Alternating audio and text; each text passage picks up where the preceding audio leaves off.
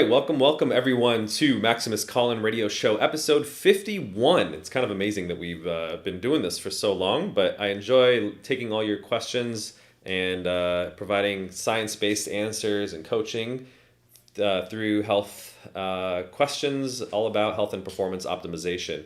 I am your host, Dr. Cam Sapa. I'm a licensed clinical psychologist and clinical professor of psychiatry at UCSF Medical School, and I'm also the CEO of Maximus. This podcast is sponsored by my company. You can check us out at maximustribe.com. We're actually super excited to announce that we are live in 13 US states as of yesterday, which covers about 41% of the US population. We provide a prescription testosterone optimization service. We actually use at-home lab tests to prove that what we do works through third-party lab tests. And we use a very special and unique oral prescription medication. It's not testosterone replacement therapy, but it actually stimulates your own natural production of testosterone in a way that's safe and effective, and on average gets guys to increase their testosterone by about 1.5 to 2.5x. So check us out at maximustribe.com to see if you're eligible in those 13 states that we serve.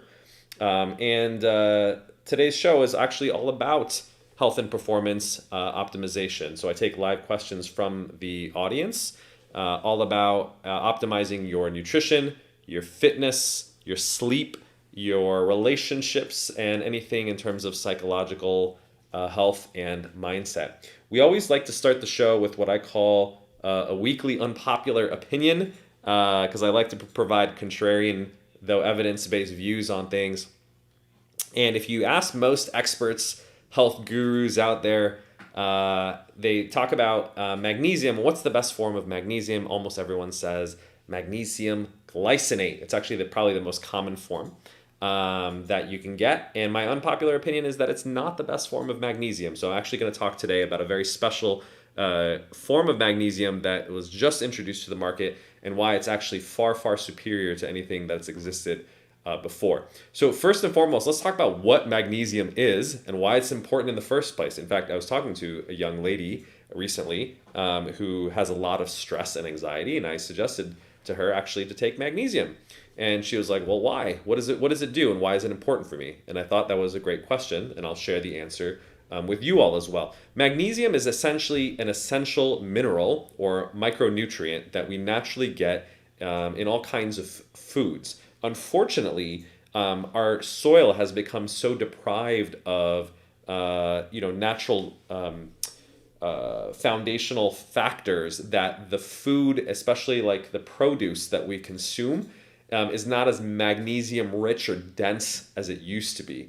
And so although people should ideally be getting, let's say, 600 to 800 milligrams of magnesium, and I always think it's best to get your nutrients from whole foods. That's always the first principle. Unfortunately, because our food is essentially nutritionally starved compared to the old days, almost everyone is magnesium deficient. And so a lot of folks essentially will benefit from taking a magnesium supplement. Now, magnesium basically plays a role in over 300 biochemical processes in the body. It's particularly important for psychological health because it helps dampen the stress response and is also critical for the functioning of your HPA axis, which is responsible for, and your HPG axis, which is responsible for your hormone production. And so it helps other things like vitamin D work well, essentially in your body. And so it's also one of the rare supplements that when people take it, they really describe noticing a difference in terms of how they feel. If you take most vitamins, supplements, etc., you have actually, like, most of the time, no idea whether it's actually working. But I've actually done qualitative reviews and asking a lot of people, surveying a lot of people, looking at questionnaires in terms of what supplements do you actually feel like, actually thinks it's made a positive, beneficial impact in your life. And I would say magnesium is always in the top 5. And the things that I think it's particularly helpful for is, number one, I think it's particularly helpful for sleep. Almost everyone has sleep problems these days in terms of falling or staying asleep. And magnesium just helps people calm down, reduce sort of anxious thoughts. It's particularly helpful for those who are on the anxiety or depression spectrums, and just improve sleep latency, sleep quality quite a bit. So it's a great kind of bedtime pre-sleep supplement. The second thing I think it's particularly helpful for is attenuating stress and anxiety. Obviously, a lot of us live very high stress lives. We have very active work lives, a lot going on with our family, and it's just hard to juggle and manage. And it's very helpful for sort of dampening sort of the stress response and making sure that it's not too high and not too out of control. So that's the other thing that magnesium is particularly helpful for.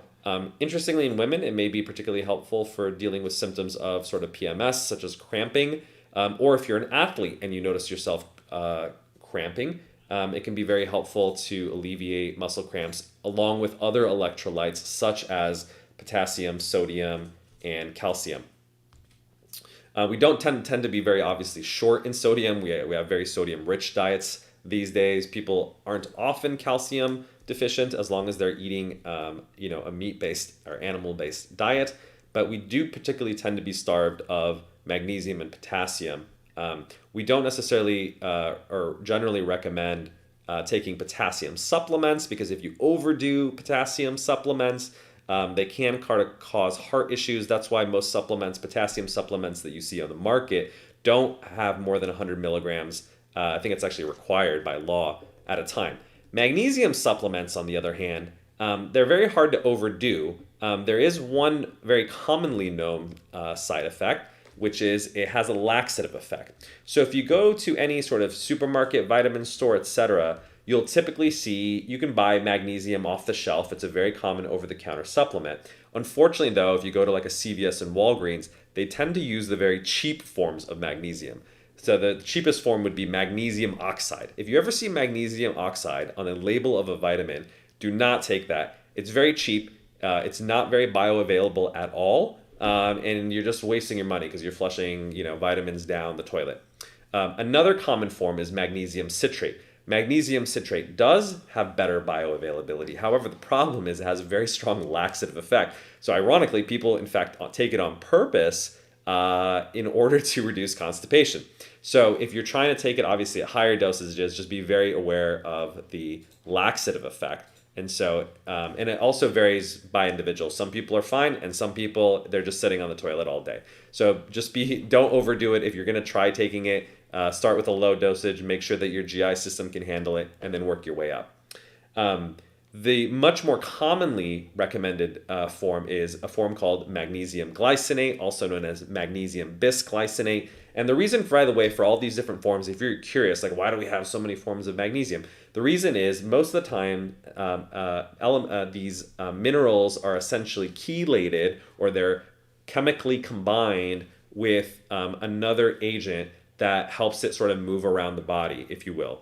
Glycine is a very common amino acid. It's one of the 20 general amino acids that our body needs, and it helps sort of the absorption of magnesium. Now, here's the interesting thing. There was a study that was published, and I'm getting now to the meat of the matter, that I wanted to share with you. There's two studies, in fact. There was a study that was published, and I'm pulling up the paper right here, December 2017, and it's called The Timeline or Bioavailability of Magnesium Compounds in Hours. Which magnesium compound works best? And it was a really great study because they basically took all the different, not every single one, but most of the common forms of magnesium and tested them in rats and looked at their absorption in terms of, how bioavailable are they in terms of their effects. So the interesting thing is I think they looked at different forms: magnesium oxide, citrate, malate, sulfate, and a new form of magnesium that I'm here to talk about, which is magnesium acetyl taurate. Now, if you've been a loyal listener of my show, I've talked about how my favorite form of magnesium has been magnesium taurate. You can check us out if you go on YouTube and search for magnesium taurate. You can hear my episode about that. And the reason for that is because magnesium taurate is combined with taurine, and taurine is an amino acid. You may have heard about it because they put it in Red Bull. Taurus obviously is the bull if you follow your zodiac signs. And taurine has its own anxiety-reducing effects. And so you get this great double whammy or double punch of magnesium and taurine, which are both very helpful, recommended, and you kind of kill two birds with one stone by taking the combined forms of them. magnesium acetyltaurine is an acetylated form of taurine that essentially helps the magnesium cross the blood-brain barrier in a better way. So for instance, if you're familiar with NAC or N-acetylcysteine, another common dietary supplement, it's a similar acetylated form. So you take L-cysteine, the common amino acid, you acetylate it and it becomes N-acetylcysteine, and it does a much better job of crossing the blood-brain barrier, which is why NAC is a very popular antioxidant supplement, very helpful for OCD and other anxiety disorders. And it was actually a whole controversy about it being pulled on the market because it was marketed as a hangover cure, and the FDA wasn't very happy with that. Now, coming back to magnesium acetyltaurate, this is a new form. It's just became available on the market. In fact, I only know one manufacturer that has it available. It's called Doublewood Supplements. You can actually buy it on Amazon. It is much more expensive than the other forms of magnesium. Magnesium is generally a dirt cheap supplement. You can buy a bottle that has 120, maybe 240 capsules, which will last you 3 to 6 months, generally speaking, for somewhere around 15 to 20 bucks. Very high bang for your buck supplement. Magnesium acetyltaurate, however, this form that I mentioned that's sold by Doublewood, it comes in 60 capsules, which if you're taking 2 a day is only 30 servings. So you only get a month's worth for, I believe it's 15 bucks. So it's basically twice, maybe 3 times as expensive as most other forms of magnesium.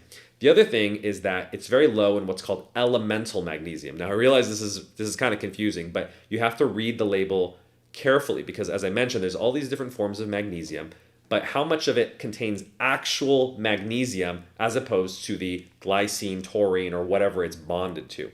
Now, in this particular supplement, it has 700 milligrams of the supplement, but only 45.5 milligrams of that is actual elemental magnesium, right? Now, if you look at very common brands like Doctor's Best and they're using magnesium glycinate, you typically take 2 capsules and it'll give you 200 milligrams of elemental magnesium. And so this form, you're actually getting like a quarter of the dosage of elemental magnesium, which I thought, man, that's going to be totally worthless because you're going to have to take like 6 capsules of this form just to get as much as like 2 capsules of the other form because it's just sort of not as potent, if you will, in terms of how much elemental magnesium it has. However, the interesting thing is that it's much more bioavailable, and so you don't have to take as much of it. This first study that I mentioned compared all these different forms, and here's some interesting things that it found. First of all, it was the most bioavailable form. So in terms of looking at the uptake of the magnesium in terms of blood levels or plasma levels, as they call it, magnesium taurate was, along with magnesium malate, the highest forms. But then when they specifically looked at brain tissue, so they unfortunately killed these rats and looked at their brain tissue to see how much magnesium was basically soaked up by these rats' brains. Magnesium acetyltaurine basically outperformed every other form of magnesium by far in terms of its effects. And here's the interesting thing. They also basically had these rats do these little lab tests in terms of seeing if they're anxious or not. You can do almost these little maze studies and look at their behavior to see if they're acting anxious, just as if you have a dog or cat, you can kind of tell when your dog or cat is stressed.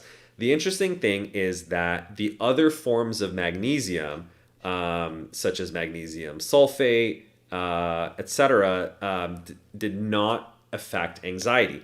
Magnesium acetyltaurate was the only one that behaviorally reduced anxiety, which if you're taking anxiety, like I said, for psychological benefits in terms of reducing stress or anxiety, this form of it is probably the best form of it on the market. There's a couple forms that have been hyped in terms of like increasing blood-brain barrier. I've talked about magnesium taurate. This is the acetylated form. There's another one called magnesium L-threonate. You might have heard Dr. Andrew Huberman talk about that. The unfortunate thing is that's a patented form of magnesium. There's not a lot of research on it. It may be effective at crossing the blood-brain barrier, but it's never used in these head-to-head studies. And so it's very hard to say, is a magnesium taurate or magnesium acetyltaurate better than magnesium L-threonate? I don't know because no one's ever looked at that because I think it's because of this patented form. And so as a result of that, I can't really answer that question, but I can look at this particular form in terms of how it performs, and it performs exceedingly well. There's a second study that was done as a follow-up to this study that was published in October 2018 called Dose-Dependent Absorption Profiles of Different Magnesium Compounds. And again, they looked at the bioavailability of magnesium. And this study I really love because it was very brilliantly done. They actually looked at 3 different dosages of all the magnesiums to see, well, how much of this do you actually need to get the effect that you want? They gave people 45 milligrams, 135 milligrams, or 405 milligrams of elemental magnesium. Remember, not the total form, but the actual elemental form. And that way you can do a really head-to-head comparison. And then they compared different forms: magnesium malate, magnesium acetyltaurate, magnesium glycinate, magnesium citrate, and then a control group in order to compare it to that. Here's the interesting thing. When they looked at this study, they found that the common forms that people take, magnesium citrate, there's a common powder-based version of this called Calm. You'll see it even at Costco stores. That's magnesium citrate. And then magnesium malate, which comes from the malic acid that makes green apples sour. They really needed that highest dose in order to be effective. You needed to take 405 milligrams of that in order to have optimal absorption into the brain, which is possible. But the problem, as I mentioned with magnesium citrate, is if you're going to take 400 milligrams of that, it's almost certainly going to have a laxative effect and you're going to be sitting on the toilet. So not a very recommended form. Here's the interesting thing that the scientists did, though, as part of the study. They actually tried dividing the dose, which is clever, right? They're saying, well, if 400 milligrams gives you a laxative effect, why don't you take 200 milligrams divided into 2 dosages?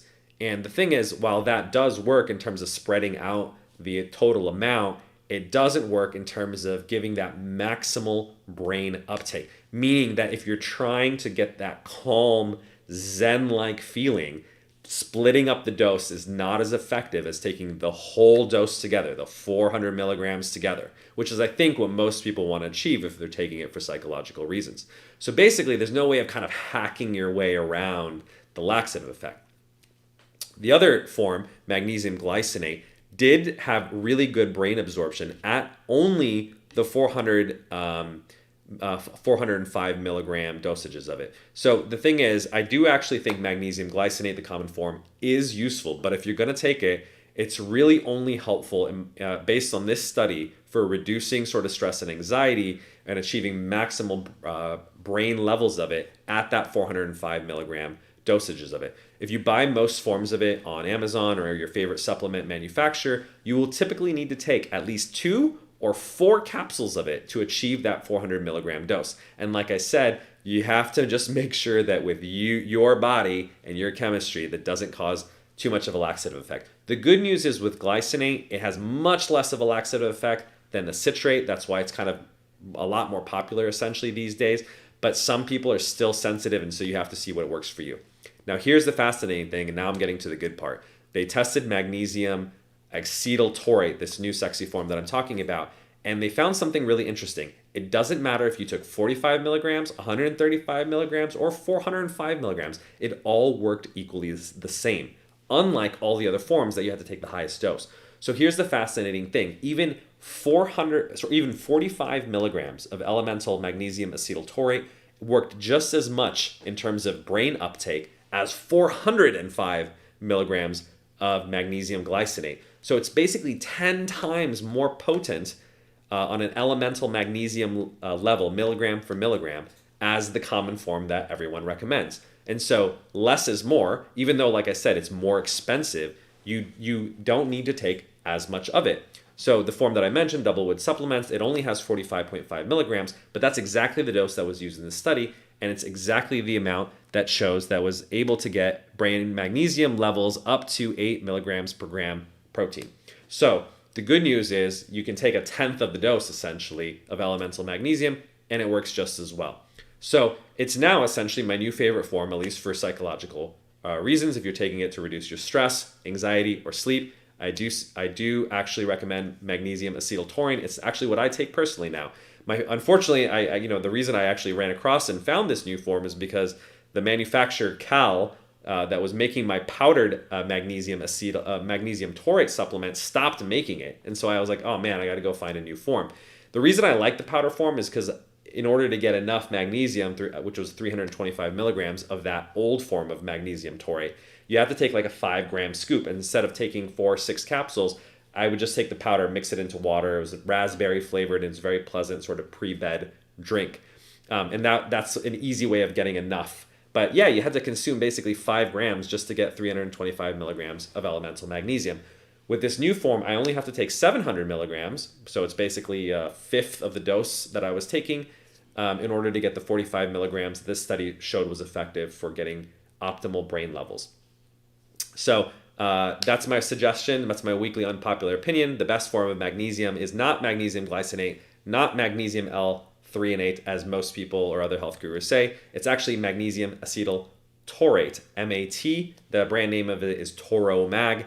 And a lot of people just don't know about it. So if you ask other people, they're probably just not in the know yet, because this research has come out only in the last couple of years, and it's only become available in the market quite recently. But I'm very excited about it. I think it'll, given the amount of magnesium deficiency that is very common amongst adult Americans, it's going to be very helpful.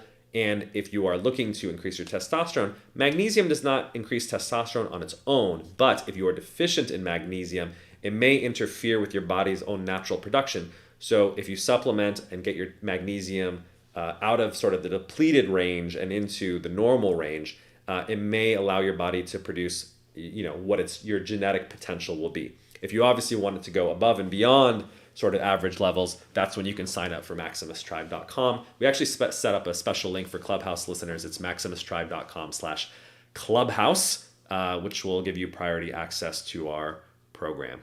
All right, so that's my little bit about magnesium. Why don't we actually talk about questions?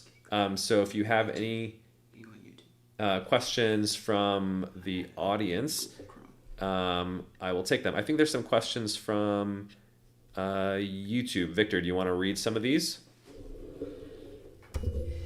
Hey, Dr. Kim. I'm actually planning to enroll in the Maximus Protocol. My testosterone has been tested between 200 to 350 over the last 3 years. I've had doctors prescribe TRT, and I've been on and off of that for 3 years. I'm worried I won't get good results with just 6.25 milligrams of enclomiphene, and wondered if I enrolled, even though the doctors have given me TRT in the past. I also take 5 milligrams generic tadalafil, which I really like, though wondering if your doctors prescribe that. Yeah, great question. So this question is from someone who's had their testosterone levels tested before, which, by the way, if you're listening to this, highly recommend all men essentially get their testosterone levels checked. Unfortunately, lab testing is just not commonly done as part of routine care in the US. Unfortunately, we have a sick care system, not a healthcare system. I always tell the story of how I had to tell my doctor to give me a basic blood sugar test, even though my dad has type 2 diabetes and I have the genetic predisposition towards it. And he's just like, oh, you're a young, healthy male. You don't need them checked. But I, convinced him to do so. And it's really important because I want to obviously prevent going down the same path in terms of developing diabetes. So I always recommend, if you heard my previous podcasts, talk to your doctor about getting an annual physical exam. And as part of that, get a lab test done so you can get your testosterone levels checked as well. This caller has had their levels checked and found that their levels are between 200 and 350 over the last 3 years. Those are actually quite low levels. In fact, depending on what the reference range of that particular lab is that you were tested on, that's often sort of in the what's called hypogonadal range, which means it's sort of like low testosterone. That's why it sounds like you've had your doctors prescribe TRT, or testosterone replacement therapy, on and off for the last 3 years. I'm actually curious, given that you've tried TRT, been on and off of it, why hasn't it worked for you? Or have you run into side effects or issues that you want to try something different? Or is it just because you don't want the testicular shrinkage and infertility issues that are associated with taking TRT? So the question is, I'm worried I wouldn't get good results on our protocol. We typically prescribe 6.25 milligrams of enclomiphene, which stimulates your own natural production. Here's the thing. It just depends. Everyone's different. And this is the beauty of our program. It's a personalized program. So we tend to put people on low, slow, conservative dosages because some people actually do quite well on 6.25, and we obviously don't want to overdo it. I'd rather underdo it and then work our way up. So the good thing about what we do is we put you on a conservative dose. The doctor will, if it's indicated for you, the doctor makes that decision. And then you retest after 30 days. After 30 days, if you're not feeling optimal or your lab results are not responding as optimally as you'd like, we can always adjust or titrate the dosage up or down. And so that's the best thing I can say is essentially try it out, see how it does in terms of your lab results and obviously how you feel. We treat symptoms, not numbers. It's more important how you feel in the end than what the number on the lab test ultimately says. And we can always adjust your dosages from there. So that's what I would say. But we have lots of folks who are ex-TRT users who don't want to be dependent on TRT. They want to stimulate their own natural production. Again, the analogy that I always make is like, it's essentially like, if you haven't been driving your car for a while, your car battery will die. That's essentially like what's being on TRT is like. And so you need to replace your car battery, or at least jumpstart it, which is essentially what enclomiphene in our protocol does. It restarts or kickstarts your system and your testes in particular into producing more of its own testosterone. So try it out, see how it does. But like I said, there's lots of folks who are ex-TRT users who come on our protocol and they're able to find good benefits. You just may need a different dosage than other people because of your past history.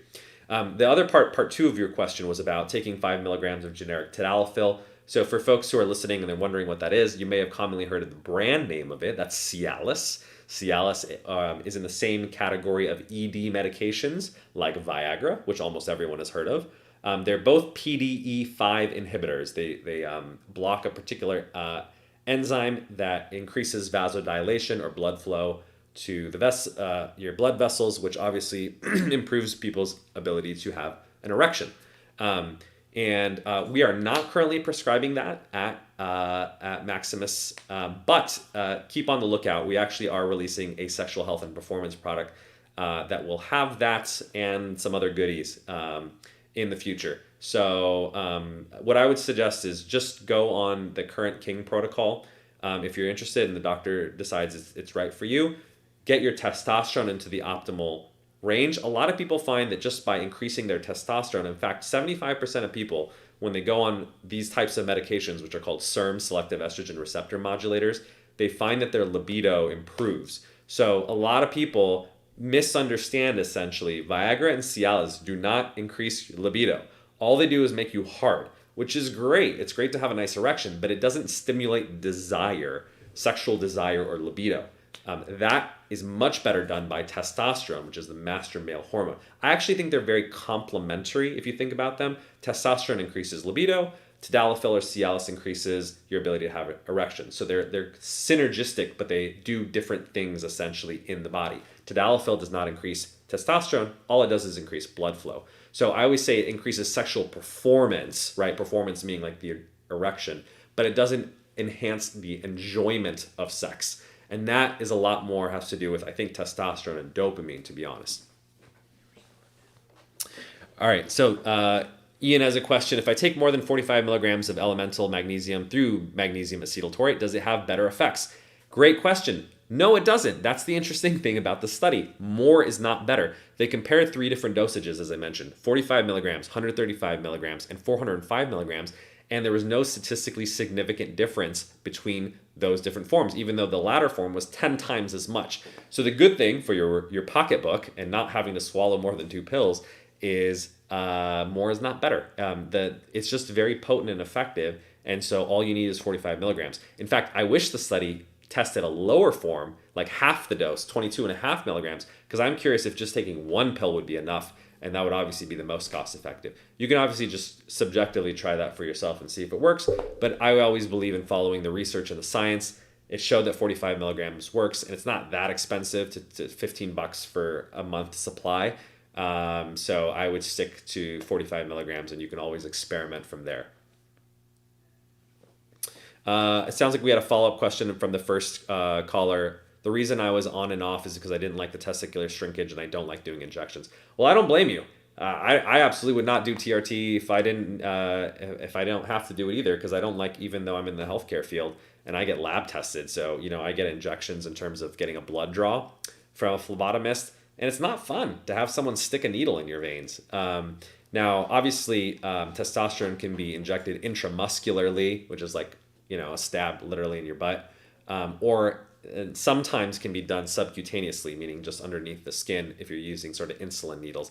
But in the end, like you're injecting yourself, and injecting yourself is not very fun, right? If you ever work with folks who have type 1 diabetes and they have to inject insulin, which is another hormone like testosterone, believe me, they would prefer not to do it if they didn't absolutely need it and their pancreas didn't produce, was able to produce its own insulin. So I don't blame you. There are new forms of testosterone these days, like creams and gels, but they have their own problems, which is you can't rub it on your wife or your children. It'll masculinize them, and you got to be really careful about washing it off or waiting a certain amount of hours before you have sex.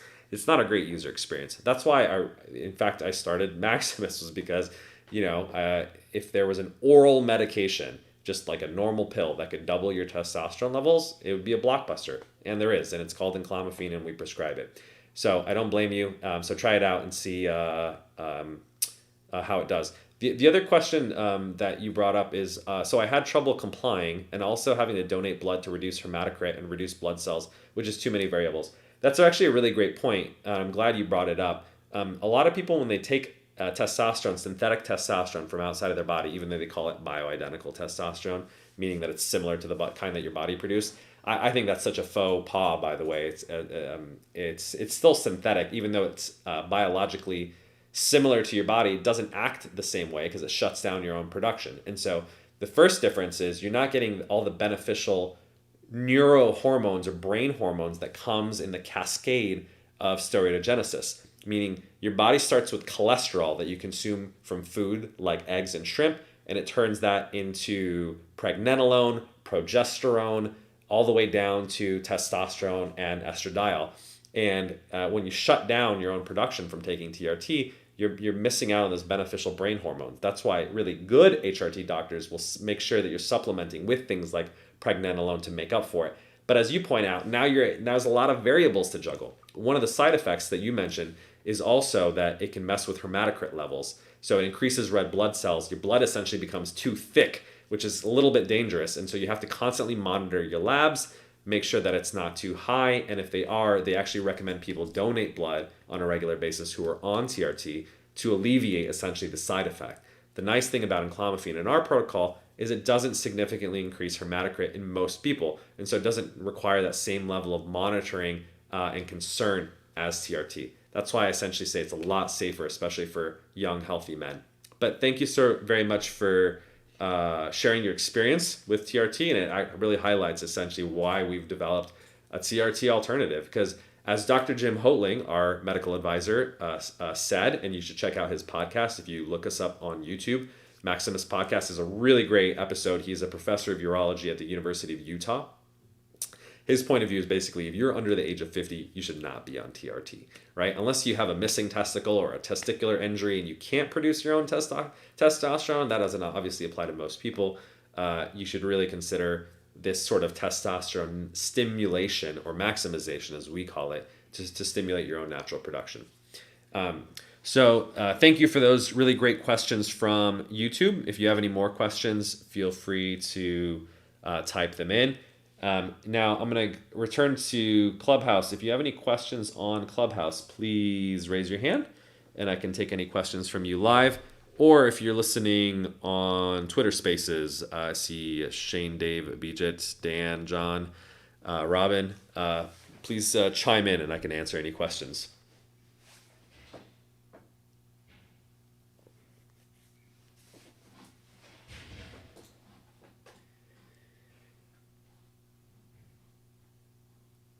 I see a YouTube question. I was looking to join Maximus King Protocol, but I'm located in Canada. Any plans to expand to Canada, even though you guys just reached 13 states? Congrats, by the way. Thank you for the congrats. Unfortunately, no immediate plans to be in Canada. I'd love to get there one day, but different countries have totally different laws when it comes to medicines and telemedicine. And so even though we employ people in Canada to do our engineering, we cannot prescribe there right now. So unfortunately not, but if you come south of the border, happy to help serve you.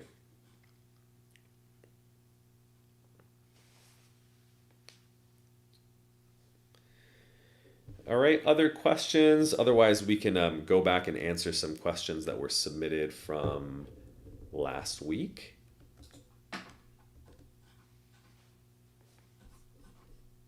Could you send those over to me, Victor?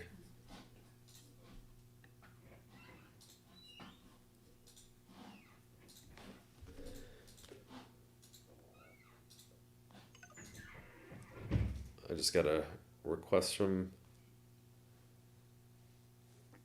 Hey Dan, I think you can talk now. Dr. Kemp, what do you think about dairy foods? Are they good or bad for testosterone? That's a really interesting question. I haven't specifically seen the literature on dairy and testosterone in particular, but I'll talk about sort of theoretical mechanisms and also just the general health benefits of dairy, which may answer your question. In general, I actually think dairy is a health food. It gets very much maligned these days. There's a very strong anti-dairy stance, and I think it's almost like promoted by, as I like to call it, deep soy, which is like the big food industry of like the Oatleys and nut milks of the world, which make everyone convinced that milk is terrible for you. I think it's absolutely silly because every single person who's listening to me right now basically survived the first year of their life consuming breast milk, or at least a breast milk substitute formula, which is essential, obviously, to infantile growth. So we are mammals by definition because we consume milk. Now, do adults need to consume milk? No, of course not. Babies wean off milk and can start to consume solid food. And really, if you think about it, milk is almost like a growth formula, right? It's a very interesting formula if you look at their macronutrients, by the way, because it's almost an equal amount, if you're talking about whole milk, of carbs, fat, and protein, right? And in nature, you don't typically see the combination of fat and carbs together. There's very rare amounts of foods. The two most common ones that I typically cite are milk and nuts. And if you think about them, both of them essentially fatten animal mammals up. Obviously, we try to fatten babies up so they can grow up and survive. But also, like nuts are, hoarded by squirrels in the wintertime because they're going and hibernating, and they want to kind of fatten up for the winter. Typically, you want to avoid taking sort of too much carbs and fats together in the same meal. And so that's just one thing I'd be cognizant about with dairy is if you are overweight or obese and you're trying to lose weight, consuming a lot of milk in particular, in terms of the carbs come from lactose or the milk sugar, with the full fat is a little fattening. So even though I like whole milk because the fat soluble vitamins are in the fatty component or the cream of the milk, so like vitamins A, D, K, and E are typically in that portion of it. If you're trying to lose weight, skim milk actually may be better because you're going to cut your calories a lot more. So that's the first thing I would say. The other alternative, obviously, is to not consume milk, which is very high in lactose. But there are now these ultra filtered milks, which I'm a fan of. There's a brand called Fairlife that ultra filters their milk, and so you can get like 30 grams of protein. Most milk has like 12 to 13 grams in a normal cup. And this has, 2.5, 3 times as much with only 3 grams of sugar. So they essentially filter it in a way that it's much higher in protein, much lower in sugar. And so it almost like makes dairy healthier, if you will. Even though I'm generally not a fan of processing foods, this is a rare example of what I call a nutrifood, meaning that it's processed for health, not just for cost and taste. And so I actually do like Fairlife. And then the third kind of dairy that I like in particular is fermented dairy. So dairy that's been made into yogurt. The best types of yogurt, in my opinion, are Greek yogurt, Icelandic skyr, and other yogurt that's essentially strained, right? So when they talk about strained yogurt, they're straining out the whey component, the whey fraction of it, in which a lot of actually the sugar lies. And so Greek yogurt is essentially a form of like old school processing. Before Fairlife had their crazy filters, people would just strain it manually using cheesecloths and strain out the sugar and make it thicker, obviously, to consume in yogurt form. It's higher in protein, lower in sugar. There's an interesting body of research literature, however, that shows that, first of all, consumption of milk is associated with less type 2 diabetes. So even though, as I mentioned, excess sugar can be fattening, dairy in particular, maybe it's because of the other components of dairy, doesn't seem to exacerbate diabetes. It's one of these interesting like exceptions to the rule. So dairy in general, at least when it comes to diabetes, tends to be good for you. And in particular, fermented dairy, the yogurt, has even better associations. Now, these are associational studies, so take it with a big grain of salt. as even lower incidences of type 2 diabetes. So even though there's not a lot of literature on sort of dairy and testosterone, at least we know that dairy and type 2 diabetes, particularly fermented dairies like yogurt. The other one I didn't mention is kefir. I'm a big fan of kefir as well. Kefir is not necessarily lower in sugar, but it has 14 probiotics as opposed to yogurt, which typically only has 4 probiotic strains. And so it's very healthy for the gut, essentially. As long as you don't mind the sour taste, I actually like sour foods, but kefir is an excellent choice for dairy consumption as well. Benefits of dairy is it's a really great source of calcium. As I mentioned at the beginning of the podcast, we were talking about the 4 micronutrients, elemental micronutrients in terms of potassium, magnesium, calcium, and sodium. Dairy is an excellent source of calcium. The other thing that dairy is a very helpful source of is cholesterol, right? So we talked about how cholesterol is essentially the foundation for your body to make steroids like testosterone, and particularly full fat dairy, butter in particular, especially if it's grass fed, and so it's like very nutrient dense, are good sources of cholesterol and good sources of those fat soluble vitamins that we talked about, A, D, E, and K. I actually really like to say, and this is actually on our website, if you check out the science page of MaximusTribe.com, we shouldn't call vitamin D a vitamin at all. It's really hormone D. These vitamins, the fat-soluble ones in particular, actually act as hormones in the body. There's numerous papers that actually substantiate this. And so if you have a vitamin D deficiency, what it should actually be called is hormone D deficiency, HDD. And it has a lot of negative health effects. And so if you're consuming full-fat dairy, you're making sure in the form of milk, cream, yogurt, butter, you're making sure you're getting that vitamin D, that vitamin A, that vitamin K, which is a really essential cofactor. You always want to take vitamin K along with your vitamin D because it enhances the absorption and makes sure that that calcium that I talked about is going into the right place. When you take a high dose vitamin D supplement, it increases the amount of calcium, but you don't want that calcium going to your arteries and obviously clogging them up. You want it going to your bones where it'll mineralize your bones and strengthen your bones, right? Because people always associate drinking milk with healthy, strong bones. That's what we've kind of been taught by all the got milk commercials. That's true if and only if you're taking it with vitamin K. So if you're consuming full-fat milk, it'll naturally have that vitamin K2 in it, particularly in a form called MK4, which is the animal-based form of it. The plant-based form of it is called vitamin K, but all of it essentially converts into MK4 in your body. And so if you're taking it as a supplement, you always want to make sure that you're taking vitamin D along with vitamin K2 together. So I am a fan of dairy, as I mentioned. It reduces the incidence, at least associationally, of type 2 diabetes. It makes sure that you're getting enough calcium, enough fat-soluble vitamins, and cholesterol, all of which should, in theory, provide the substrates or the foundations for your body to make its own optimal testosterone. So even though there's no studies that directly say consuming dairy or yogurt is going to increase your testosterone, it will reduce the likelihood that you have these vitamins or these hormonal vitamin deficiencies, which may be impairing your testosterone production. So great question, Dan.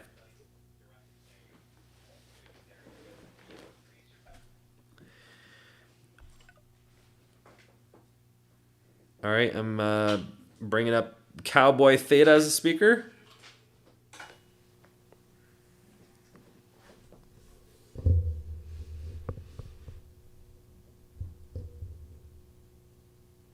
Did you want to ask a question? Yeah, hello.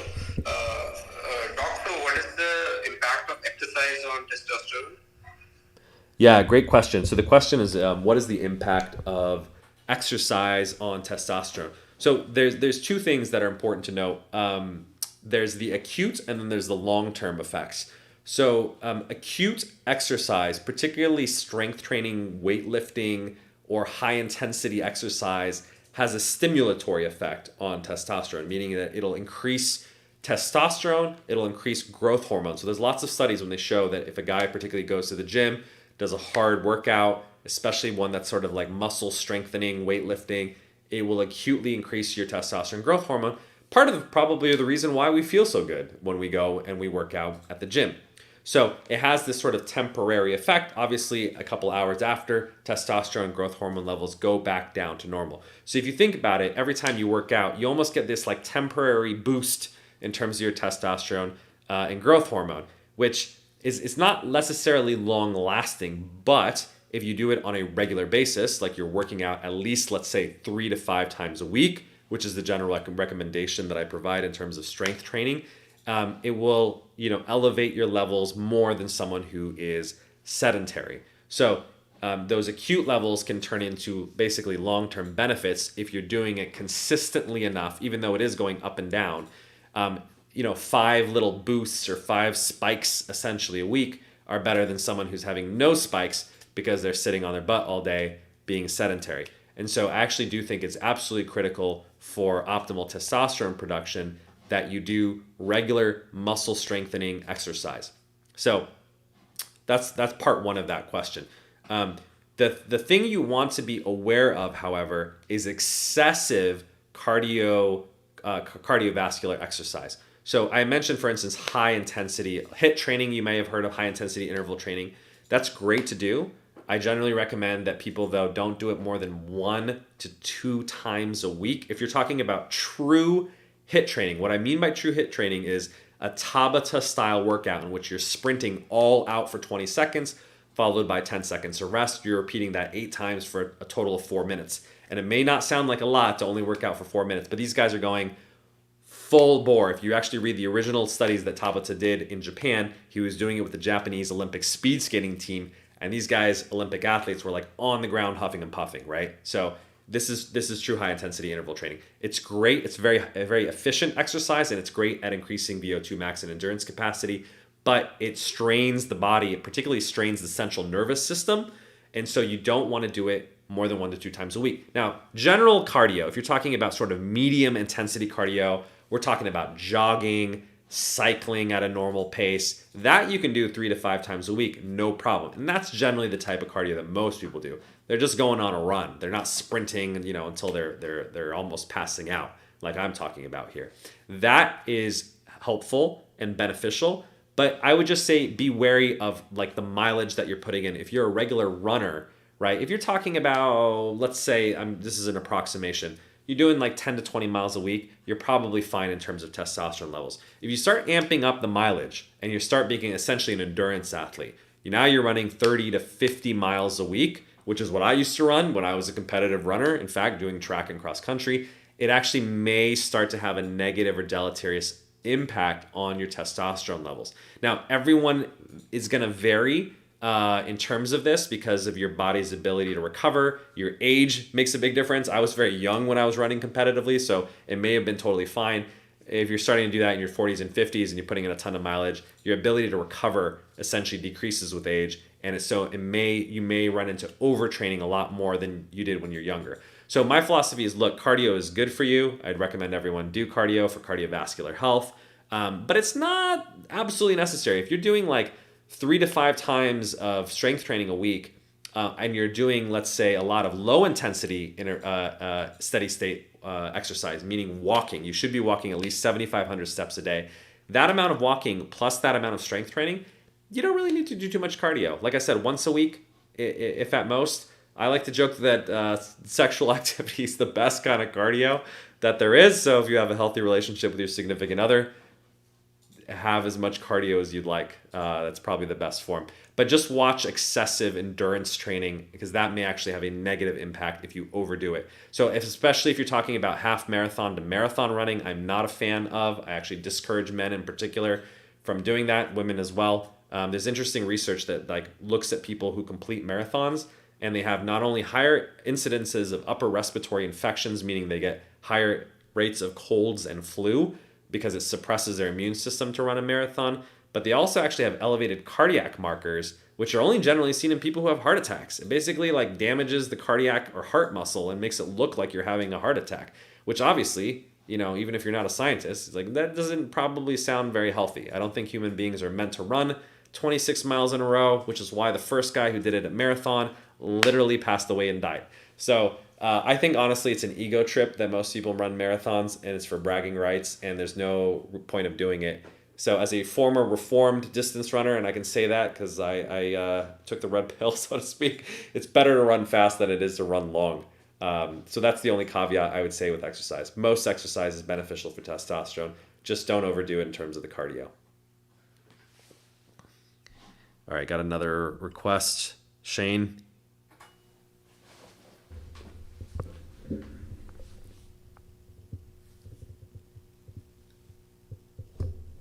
Looks like he's connecting. I can give it a minute. Hey, Shane. Hey, Dr. Cameron, sorry about that. My internet's a bit fuzzy. I was just wondering one thing. As you know, recently I've been practicing the dopamine fasting. Yes. It's not my first time doing it, and it's just I find completely indispensable for tackling procrastination and for tackling procrastination and for focusing on my studies, because I'm in medical school, so it's obviously huge study demand, huge. Right. Exams all the time, so you just need to be constantly focused, and I find it indispensable for tackling that, and I must thank you for that program, because it's the only thing that's helped me focus on my studies. It's helped me tackle procrastination and everything. I was just wondering, how do you see dopamine fasting in terms of a structured program? Because I find that whenever I stop my dopamine fast, I re-adopt all my old bad habits immediately, and I really have to go back. I really have to go back into dopamine fasting again to get the same level of concentration, the same focus, the same dedication. Do you see dopamine fasting as something that kind of needs to be kind of done chronically, throughout life, or it's something you should do in certain for a few weeks or a few months at a time? How do you see it in terms of long-term adherence? Do you see it as something that should be done kind of semi-permanently, or something that's more kind of a reset to get into good habits? Yeah, it's such a great question. And thank you for your review, by the way. So just for the folks who are listening, Shane actually posted on Twitter. I believe you came back to Twitter after 2 months of being gone and doing dopamine fasting, and talked about all the beneficial effects that you experience, especially, as you said, being a medical student and having to, really focus and study to a high degree of concentration. So first and foremost, I'm really glad that, you found benefit from it in your own personal life. So here's the way that I would describe it. If you think about it, we live in an addictive world, right? And it's actually designed to be addictive. Companies like Netflix literally have PowerPoint presentations in which they talk about their competition is sleep, right? They're like, there's only so many waking hours, and we want to keep you awake. And that's why they autoplay new videos after you're done watching an episode to encourage binge watching.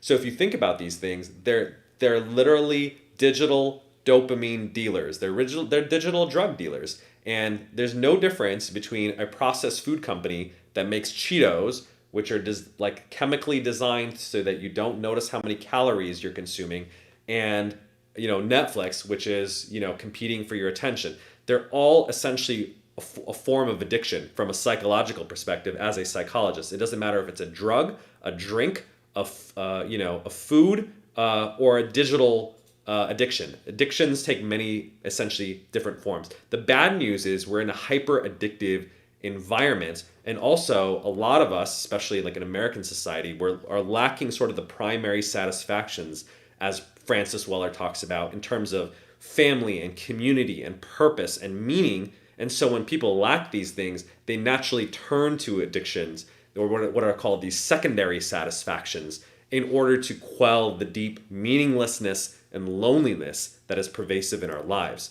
And so when you're in that context in which basically people are predisposed to addictive behavior, and then you get all these big tech companies, big food companies, which collectively we call sort of deep soy, competing for your attention, then how do we fight against that, right? Because temptation's always going to be there, grabbing and vying for your attention, if not proactively doing so, because it's constantly sending you notifications, or you're constantly feeling FOMO, fear of missing out, if you're not on the latest and greatest, app. Or, I have a lot of friends actually who are active Twitter users, and when they stop using it, they feel like they're missing out on the conversation, or kind of almost being on the online town square if they're not actively participating.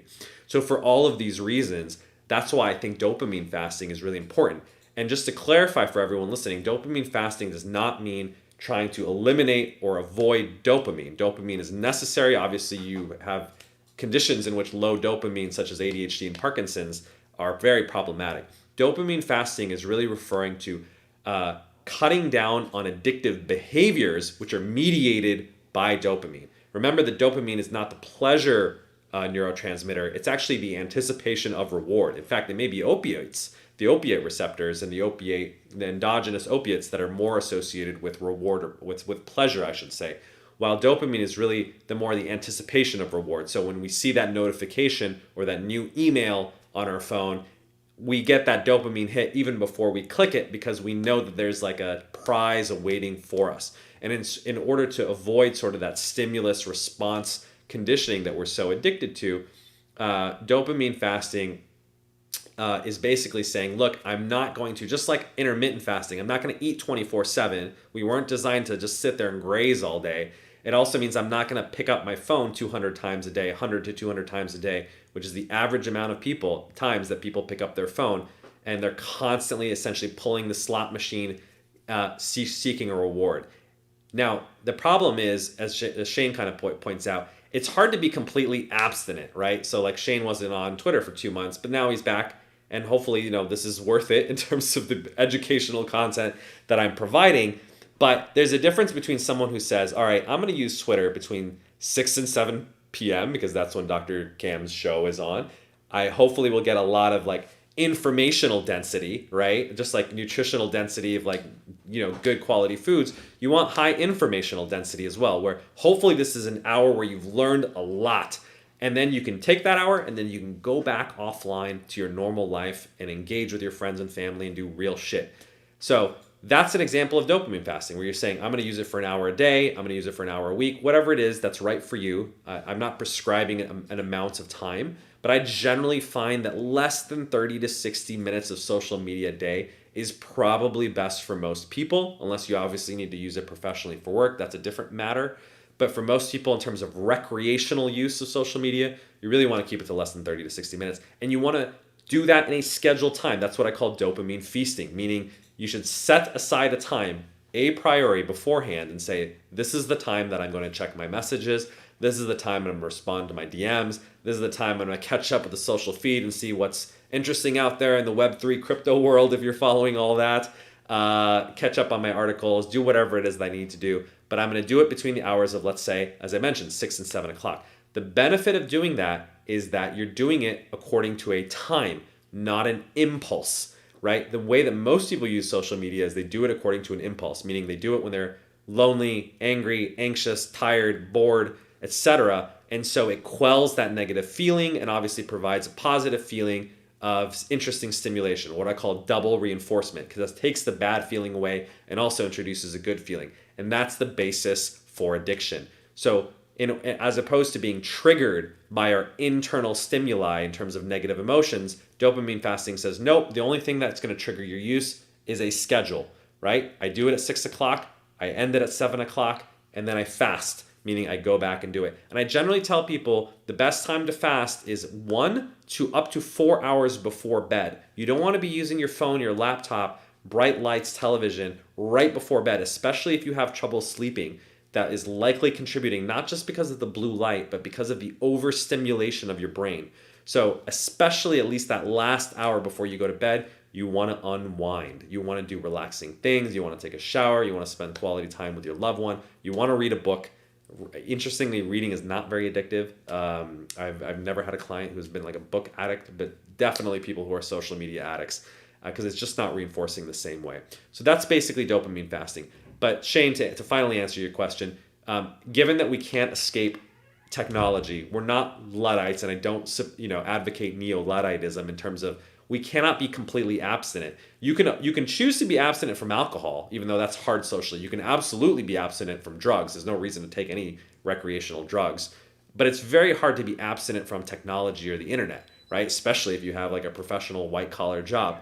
And so as a result of that, and also probably social and family pressure, most people will choose to not be abstinent from technology and social media.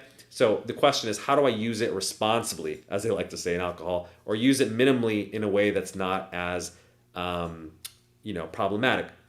And so essentially, if you think about it, dopamine fasting is moderation, right? It's just scheduled moderation.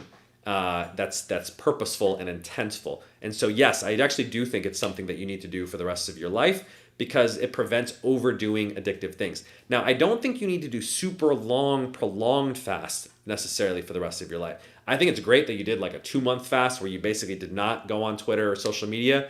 But I think for most people, it's practical to just say, look, I'm limiting it to 30 minutes a day. I gave the example of like the Chinese. They actually have written this into law. So kids under the age of 18, I believe, aren't allowed to use like computer or video games for, I believe, more than I think it's like an hour a day and 3 hours a day on weekends, and they can't use it between the hours of 10 p.m. and 6 a.m., so you can't use it overnight when you should be sleeping. I believe they've even made it more restrictive, so it's probably even less than that now. So basically, they're only limited to a few hours a week. That's a great example of dopamine fasting. It's saying, well, you don't need to like never play video games, but you need to limit it severely during the week. Obviously, when you're working or going to school, you can use a little bit more on the weekends, but still having limits there as well. And it obviously shouldn't interfere with your sleep. I think that more like daily to weekly model is much more practical for most people to practice on a regular basis, literally for the rest of their lives, rather than like, oh, I need to abstain and go on a 5-week Vipassana retreat, have no stimulation. That's not what dopamine fasting is about. It's not asceticism or the rejection of technology or the rejection of pleasure. I'm sure during those 2 months, you studied a lot, had fun, hung out with people in real life. So it's not anti-pleasure. It's just anti-addiction. So that's my point of view on it. Thank you so much for your testimonial. I think it got a lot of people interested. And if you're interested in following up on it, you should read my specific protocol. There's unfortunately a ton of misinformation out there on the media, which is exactly why we need dopamine fasting, is because journalists write clickbait trash like in the New York Times, which the journalist I think actually later apologized for. But check out the original protocol. If you just Google my name, Dr. Cameron Sapa, and Medium or LinkedIn. It's hosted on both Medium and LinkedIn. And if you join our Discord at discord.maximistribe.com, we actually have a channel called Weekly Radio Show. I will actually post the links for everything I talked about today in the notes. I'll put the link in for the dopamine fasting article, the magnesium acetyltaurate, which we started out talking about. If you want a link to purchase that, you can do that. I don't get any benefit from doing that other than an Amazon affiliate link. And we can also continue the conversation there. If you didn't have any time to answer a question during this hour, I can always answer it, on our community. So that's it for today. We actually ran a couple of minutes over 7 o'clock. Thank you everyone for the great questions. Thank you everyone who joined us on Twitter Spaces. Thanks everyone who joined us on Clubhouse, Discord, and Instagram Live and YouTube Live. Thank you for the great questions. We had a lot of questions coming in from YouTube as well. So if you're just interested in joining our community, as I mentioned, join us at discord.maximistribe.com. If you're interested in our protocol, check us out at maximistribe.com/clubhouse. Thank you everyone for a really great radio show. We're on every single Thursday at 6 o'clock Pacific time. I'll catch you then. And otherwise, you can check me out on social media. You can find my username is Dr. Cam Maximus. Pleasure to talk to you all, and have a happy and healthy rest of your Thursday.